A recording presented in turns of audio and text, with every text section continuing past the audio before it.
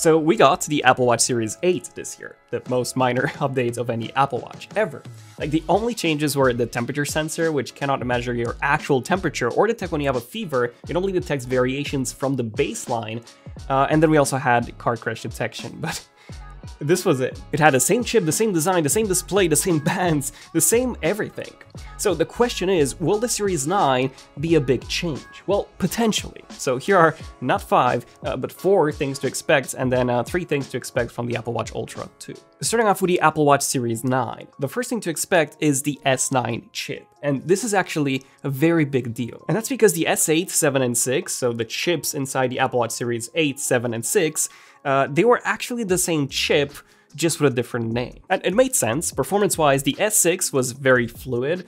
Like, I haven't had any lag whatsoever, so there wasn't really any reason for Apple to upgrade the chip to a more powerful one. So then why are we even getting the S9? Well, the main reason is power efficiency. The S8, 7, and 6 chips were based on a 7nm process, and fun fact, the S5 and the S4 chips were also based on the same 7nm process. If you take a look at the iPhones, the A16 chip is based on a 5nm process, same goes for the M2 chip inside the MacBooks, and in 2023 we're expecting to see a switch to 3nm. Which means that the S9 chip will be based either on a 5nm or even a 3nm manufacturing process. Which means that we're going to see significant improvements to power consumption. Now, performance gains are possible, but I don't think that these are needed, so I do believe that Apple will focus solely on power consumption with the S9 chip. And that is why the second thing to expect is an improved battery life. Right now, we can get up to 18 hours and 36 hours in low power mode, on the Series 8, but a fun fact, 18 hours has been the claim ever since the original Apple Watch. Although they have made some improvements over the years for sure. For example, my Series 7 can last me for a day and a half, and that is with sleep tracking. So that seems pretty good, right? Well,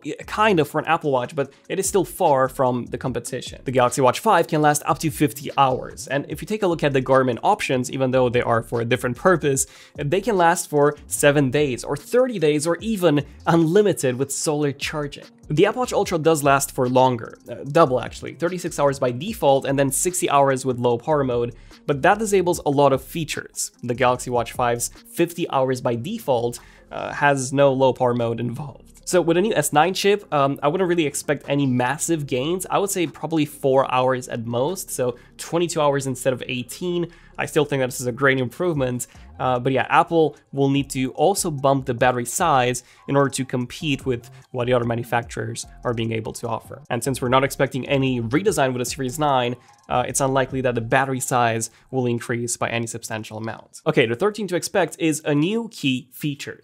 So since the design is not changing, like I said, Apple is expected to have a key selling feature of the Apple Watch, which is what they've done in the past. The Series 4 had a new design, the Series 5 had the same design but an always-on display, and the Series 6 had the same design but with an oxygen level meter. The Series 7 had a new design, and then the Series 8 had the same design but with a temperature sensor. So the Series 9 will have the same design but with a new major feature.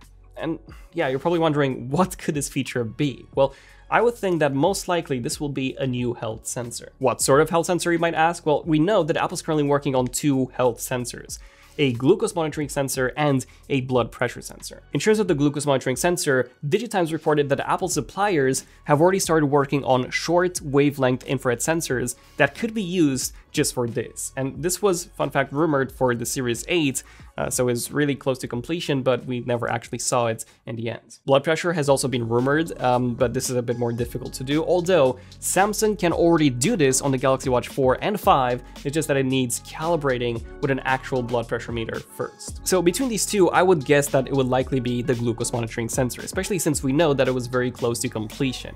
But if we don't see it, then we could actually see something entirely new, something such as a BMI sensor. And that's because some smartwatches already have this, including Samsung, and it is very accurate, and it also gives you a lot of data. You can see your body fat, the percentage of water in your body, the percentage of muscle, your bone density, and so much more. And that's why I think that this is the perfect sensor to add, because it gives you more than just one metric, and of course it is doable today, so I really hope that Apple adds this. Also, Apple actually has a couple of patents add-ins on smart Apple Watch bands, including this one, which allows you to measure your ECG through the band alone. And a fun fact, this already exists today with the Aura strap. This strap has a built-in battery and also readers inside the band itself that can measure your BMI. So there you go, with the Aura band, you can already measure your BMI on an Apple Watch, and it connects to the Apple Watch via Bluetooth.